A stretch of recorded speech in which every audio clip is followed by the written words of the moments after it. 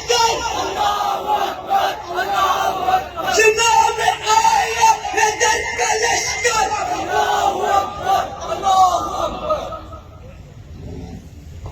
الحمدللہ رب العالمین والصلاة والسلام علی رحمت للعالمین. اما بعد اعوذ باللہ من الشیطان الرجیم. بسم اللہ الرحمن الرحیم. والذین جاہدوا فینا لنہدینہم سبلنا وَإِنَّ اللَّهَ لَمَعَ الْمُحْسِنِينَ. صدق اللہ العظیم. محترم ڈاکٹر میراج الہدیٰ صدیقی صاحب نائب امیر جماعت اسلامی پاکستان، محترم پروفیسر شاہد رسول صاحب ڈائریکٹر جینا پوسٹ گریجویٹ، محترم رفیق بھائی ناظم جمعیت جینا، مہمانان گرامی، عزیزان من، سب سے پہلے تو آپ سب کو جمعیت کا 75واں یوم تاسیس پر مبارکباد پیش کرتا ہوں، اور ان تمام مجاہدین اسلام کو جو اس پلیٹ فارم سے انہوں نے اسلام کی، پاکستان کی اور پوری انسانیت کی خدمت کی ہیں، اللہ تعالیٰ ان سب کو خراج تحسین بھی پیش کرے اور اللہ پاک ان کو جزائے خیر بھی عطا فرمائے. رفقائے محترم، اسلامی جمعیت طلباء دراصل مجاہدین اسلام کا وہ قوت اور طاقت ہے جنہوں نے طاغوتی اور شیطانی قوتوں کا نظریاتی میدان میں بھی مقابلہ کیا، تعلیمی اداروں میں بھی ان کا مقابلہ کیا، اور امت مسلمہ کو نہ صرف پاکستان میں بلکہ ان کی جتنے برادر پوری امت کی سطح پر تنظیمیں ہیں، ان سب نے مل کر ہر محاذ پر شیطانی قوتوں کو کے سامنے آئے اور ان کا ہر محاذ پر مقابلہ کیا. آج سے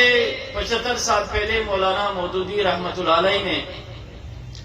اور اس سے پہلے سید قطب شہید نے، اور اس سے حسن بنا شہید نے طاغوتی قوتوں کے جس جال کو بہت قریب سے دیکھا، انہوں نے محسوس کیا کہ طاغوتی قوتوں کا ایجنڈا یہ ہے کہ امت مسلمہ کے نوجوانوں کو، ان کی نئی نسل کو اسلام سے بھٹکا دے، اسلامی نظریات سے دور کرے. لہذا انہوں نے محسوس کیا کہ ان شیطانی اور طاغوتی قوتوں کا سب سے جو پہلا محاذ ہے جس پر ان کا مقابلہ کرنا ہے، وہ ہمارے تعلیمی ادارے ہیں، اور انہی تعلیمی اداروں سے ایسے نوجوانوں کو تیار کرے جو حقیقی معنوں میں قرآن اور اسوہ رسول کی دعوت ہو، جو قرآن کے عملی نمونے کو اپنی کردار میں، اپنی قیادت میں، اپنی لیڈرشپ میں پیش کرے، اور یہی سے نکلنے والے یہ نوجوان آگے چل کر ملک کی قیادت سنبھالے، ملک کو ایک ایماندار، دیانتدار، جرأت مند اور غیرت مند قیادت فراہم کرے. آپ تصور کریں میرے عزیز دوستو، 75 سال پہلے ان قائدین اسلام نے کتنی گہری سوچ کا مطالعہ کیا. انہوں نے محسوس کیا کہ اگر اس پر کام نہ ہوا تو آنے والے سالوں میں،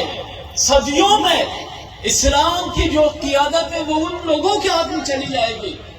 جو پوری امت مسلمہ کو اپنی راہ سے بھٹکا دے گی. تو اسلامی جمعیت دراصل اسی ویژن اور مقصد کے لیے بنایا گیا تھا، اور ایک ایسی لیڈرشپ فراہم کرنے کے لیے بنایا گیا تھا جو حقیقی معنوں میں قرآن اور اسلام کے نظام زندگی، نظام انصاف کو چلا سکے، اس کو عملاً نافذ کر کے دکھا سکے. جس طرح شاعر بہت خوبصورتی سے کہتا ہے کہ پروازیں دونوں کے اس ایک جہاں میں، کرکس کا جہاں اور ہے شاعری کا جہاں ہو، الفاظ اور معنی میں تفاوت نہیں لیکن ملا کی اذاں اور ہے مجاہد کی اذاں ہو. تو یہ جو جمعیت بنائی گئی تھی یہ دراصل اسی مقصد کے لیے بنائی گئی تھی. اور میرے عزیز دوستو، حقیقی معنوں میں ہمارا ویژن، مقصد اور ٹارگٹ بھی یہ ہے کہ ہم پاکستان جس مقصد کے لیے بنایا گیا تھا کہ یہاں پر اسلام کا عملی نمونہ نافذ کیا جائے گا، یہاں پر انصاف پر مبنی ایک ایسا نظام وجود میں لایا جائے گا جو اللہ کے بندوں کو عزت سے نواز دے، جو عدل انصاف پر مبنی ایک ایسا نظام ہو جس سے ہر فرد مستفید ہو جائے، جس میں کوئی لسانیت نہ ہو، کوئی تعصب نہ ہو، غربت اور پسماندگی نہ ہو، طبقاتی تقسیم نہ ہو. لیکن میرے عزیز دوستو، آج ہم اس مقصد سے ابھی تک بہت دور ہیں. پاکستان وجود میں آنے کے بعد جو طبقات اس پر مسلط ہو گئے، میرے عزیز دوستو، ان طبقات نے پاکستان کی یہ حالت کر دی کہ آج مملکت خداداد پاکستان میں اللہ کے بندے زندگی کی بنیادی ضرورت علاج سے بھی محروم ہے. اور اگر آپ نے اس کا عملی مظاہرہ دیکھنا ہو تو کبھی رات کے تاریکی میں آپ سیول ہاسپٹل چلے جائیں، آپ جناح اسپتال کے فٹ پاتھوں پر چلے جائیں. 70 سال بعد میں پاکستان میں دور دراز غریب علاقوں سے آنے والے لوگ جب اپنے لخت جگر کو گردوں کی بیماری میں، کینسر کے حوالے سے، ہیپیٹائٹس کے حوالے سے ہاسپٹل میں داخل کر دیتے ہیں، کہ وہ ہفتوں اس فٹ پاتھ پر اپنے معصوم بچوں کے ساتھ رات اور دن گزار رہے ہوتے ہیں، اور وقت کے حکمرانوں کے دل میں کوئی درد، کوئی تڑپ پیدا نہیں ہوتی ہے. آج غربت اور بے بسی اور پسماندگی کے پورے معاشرے میں آپ کیفیت دیکھ رہے ہیں. جس ادارے میں آپ گھس جائے، کرپشن کی بدترین انتہا ہے. تو سچی بات یہ میرے عزیز دوستو کہ جمعیت کا بنیادی مقصد یہ تھا کہ سب سے پہلے اپنی کردار سازی ہو، جو قرآن اور صحیح رسول کہتا ہے اسی کے مطابق اپنی عملی زندگی دنیا کے سامنے پیش کرے، اور پھر اپنی اسکل کو ڈیولپ کرتے ہوئے اس لیڈرشپ پر چلے جائے کہ ملک کے خزانوں کی چابیاں ان بدترین لوگوں سے واپس لے جائے